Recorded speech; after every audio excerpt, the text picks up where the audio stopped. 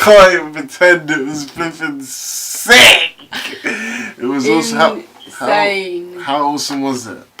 How awesome was it? I'm trying to find the words. It was just completely and utterly action-packed. The storyline was insane. There was just always something going on, but it was just one way after another. I was just whoa. Like, it was way more action-packed than the first film. Way more. It just the jokes, they weren't even annoying. I thought the jokes were going to be annoying, but they weren't annoying. No. They were like all in the right place. Perfect. Just the little touch, little sprinkles. Not Iron Man 3 shit where it's all messy all over the place. Just little sprinkles here and there, Josh Whedon sprinkles, and then it just works. The thing though, you can just tell that Josh Whedon put a lot into that film. Yeah, I mean, you can just tell. He wasn't chatting shit when he said he's tired and he doesn't want to do anymore. He's tired. He's also chill out, put his feet up. I don't blame him because this film was just packed full of stuff, good stuff, and it was amazing. It's just a great film. Like, go see it. I mean, I don't know if anyone that's seen my Batman v Superman trailer reaction. At the end of that, I was talking about Ultron's voice being terrible, and I was wrong. It's not terrible. It flows very well. When I watched the clip of Ultron speaking, it was like it just sounded really snarky and lame, and it sounded. Like, is this the scary robot? Human. Yeah, like it wasn't scary. You didn't fear him at all. Yeah, but when you watch the film. The effects are, because I watched it in IMAX, so that might have added to it. But IMAX! We watched the IMAX, so that might have added to it, but the effects was the voice effects were so good, like, you could hear Ultron's robot voice in the cinema, basically. And his snarkiness wasn't as much as I thought it was going to be. No, I was worried that it would be a bit too much. Too much, yeah. I mean, I heard some reviews before I went to watch it, some people that I saw early screenings of it, and they said that Ultron's a bit too snarky sometimes, and I was like, oh no, he's going to be another Mandarin or something, you know, another Trevor. But it turns out that he was just right. He was just right. And I think the snarkiness really helped him, didn't it? Yes, definitely. Like it flew, like I say, it just flowed. Yeah. I didn't think anything was, nothing was overdone. Yeah. It was just. It just made sense for him to be like that. In fact, you almost kind of want him to be a bit more sarky sometimes. Like he was. I don't know if this is a spoiler or not, but the trailers don't do the film justice. Like you can't. Basically the trailers. People have been saying, oh no. They're showing so much stuff, like we're on TV spot 1000. Oh, there's so many TV spots. What are we gonna do? Nah, trust me, you don't get spoiled at all. In fact, you'll probably you'd be like, that happens there. That they put that there. What? You trust me. It's so good. Like, I think I'm gonna need to see it at least 4 times. Yeah, you need to see it a whole bunch of times because we came out the cinema and we were like. Right, we need to watch that again. Yeah. So you can basically, you go in and you come out. You be like, "That was epic," but what happened? And that's a good thing. I don't know. It's just a good thing because so much happened. I say this all the time. Like when Avengers 1, yes, it was epic. It was amazing. But when I watched it again and again, like it's almost like I was watching a different film because of how much different stuff you start noticing. You start picking bits out. This, that was happening in the plot. Oh, this, that. It's almost like I don't know. It's almost like a game that's got sick replay value. It's just like you can just always pick new things up when you watch it, and that's definitely in this film. So much goodies in Avengers Age of Ultron, and you have a lot of fun watching it once, twice. You know. 3 times a lady. 3 times a lady. Seriously, it's such a good film. I'm just thinking because, like. Our expressions are sort of this is dialed down. Yeah, we needed to take a long time, long time 3 to 4 hours before. Compose ourselves. Yeah, just let it all sink in, and just kind of compose ourselves for the review. This is nothing. So we don't just go.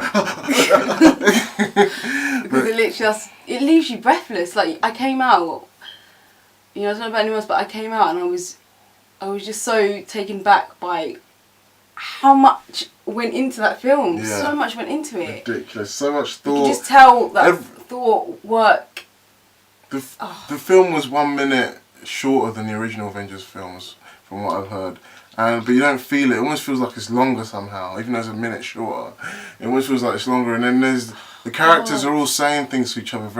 There's a lot of fast talking, but a lot of quick quips. Dialogue, yeah. But the thing is, the dialogue is so, every little bit of dialogue, even though it's a little bit, is so good.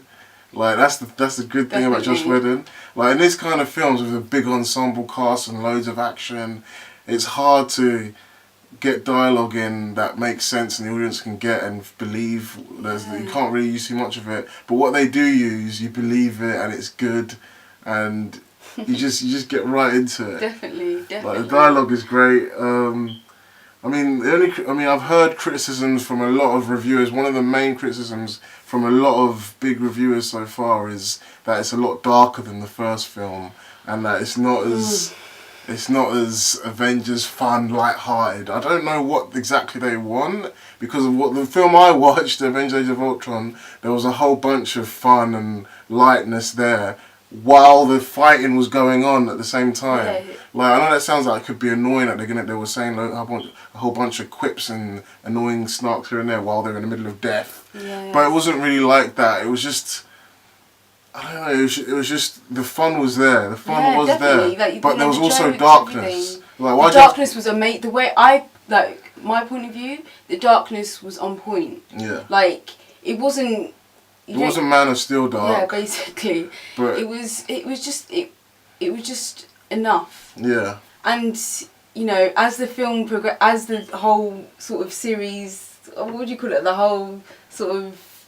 sequences. The sequences and everything goes on, it's going to have to get darker. You know, Infinity War, yeah. That's when shit's going to go down yeah, there. Exactly. So it has to be exactly. dark. I said it There's no way of escaping it. No way. Like, if you watch the Harry Potter series or the Toy Story series, as they go on, they grow up with the audience. Yes. Avengers 1, not even Avengers 1, the whole Marvel Cinematic Universe started in 2008 with Iron Man 1, and there were like, I don't know, teenagers that are probably like, what, 15, 12, even I was 11 years old back then. And now they're growing up. Those same kids that started watching it then are growing up. They're growing up, and they're still watching it. I'm still watching it. I'm still gonna watch it in Infinity War. So the franchise has to grow up with the target audience. Yeah, I mean, it will bring new kids in with the new stuff. But there's they need to bit keep for them though. There's still stuff for them. Obviously the fun stuff. But they still need to make it go darker. That's why Harry Potter was a successful franchise. That's why Toy Story is a successful franchise. Toy Story 3 was... most trilogy movies always fail on the third movie. But Toy Story 3 was an awesome third movie because they grew up. They didn't pander to a child audience. They grew up. They did it for the grown-up audience that originally watched Toy Story. That's what Avengers needs to do. And it does need to grow up and get darker. And the darkness was perfect. I'm thankful for that. Ignore all these idiots that keep saying, oh, it's kind of dark and gloomy, they're trying to be like DC. No, they're not trying to be like DC. It's not like that. It's perfect. The darkness is what makes you believe in what the characters are doing. It's realistic. That's what it is. Like, it's realistic. Not sort of, these heroes go out and fight and they don't have lives and they don't have things going on behind that, You see, they're people. They're people. So There's sometimes in real life there's dark times and there's happy times. If it doesn't reflect that, if it's only happy, it's not gonna be believable. You're not gonna put your heart into it. It's just gonna be a pastime. And that's the thing. No, there was a fair point that you made with the whole sort of with like the Star Wars and stuff. When you watch it, you kind of get used to the fact that these people are just soldiers and they don't have lives and nothing goes on behind these doors. Like this is their life. That's the thing. That's one thing about this film. There's so much going on, so many characters, so much action that it almost feels a bit like an episode of a cartoon series or something like that. It literally feels like you're watching Earth Mightiest Heroes live action. But I know that can sound like a bad thing, but it's not. It's a good thing. It works well. It just helps you follow. It feels like an actual comic book coming to life, like how it's meant to be. How it's meant to be. It's not trying to be like some pseudo-realistic comic booky movie like Fantastic Four that's coming out in July or August, whenever that comes out. Like, it's not trying to be like Man of Steel where everything is hyper realistic but taking little bits from the comic. No, it's like it's a comic book movie. It's in the description of what the movie is. Comic book movie. Do you yourself have any criticisms? Let's get on to criticisms. Like, do you have any criticisms about Avengers Age of Ultron? The only criticism I'd have is everything. It's not many. I think because you've seen it once, it's quite hard, but to sort of everything happens. There's so much happening. Like, you can't really grasp the story first time around. Like, you definitely will. I mean, if you watch it more times, you might be able to, but I don't know until I've watched it more times. But when people watch those kind of films, it's always going to happen. You go in, it's the action you want to see. You want to see how these people deal with certain things. Yeah. And then you watch it a couple more times and you realise what's sort of going on. Exactly. Like, it's hard to really. It's hard to keep up sometimes with all the stuff that's going on. So many characters, someone gets made here, someone gets made here, someone comes out of somewhere there, and you're just like. So it's just like hard. So you're just like, oh, action scene's cool. Okay, I know what's going on here. So that's the criticism you have. It's hard to follow sometimes. Things, all these big like reveals happen, and people just kind of react a little bit too casual to it, and you just. There is one that a lot of people are just like, what? Yeah, there's one reveal. There is one huge reveal. Well, obviously, we won't spoil it. It's so hard not to spoil it. You're just like, what? I'm not gonna spoil it for you. Obviously, I'm gonna do a spoiler review on after the film comes out in the States on May 1st, and I'll do a full in-depth. Do a proper spoiler-filled, detailed analysis review. Probably seen it a couple of times before. Yeah. Before I come out. Yeah, I've seen it more times as well, so I'll know more about it. Yeah, definitely. All the little storyline, but you're details. definitely in for it's worth the wait, worth the money. Yep. Amazing. And yeah, it's better than Avengers 1. Hands down. Best Marvel movie? I would say yes. But I think I need to see it more times. But Winter Soldier's still. I just love Winter Soldier, so that's sort of on par. But it is, Avengers. Just beat Winter Soldier. Just beat. I always had a bit more. I always had Avengers 1 on top of Winter Soldier. I think just because of how it made me feel the first time I saw the Avengers, seeing all them characters together. But I think I have to get rid of that whole feeling now of how it made me feel and just look at it strictly as a movie on its own. And the Winter Soldier probably is better than the first Avengers. But this one is neck and neck with the Winter Soldier. You have to see it more times. You have to see it more times just to properly, Marvel getting their money. Marvel getting their money. Definitely worth it though.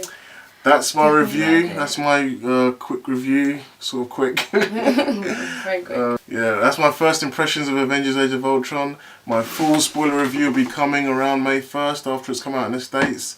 Check it out. And I'll see you again. Peace.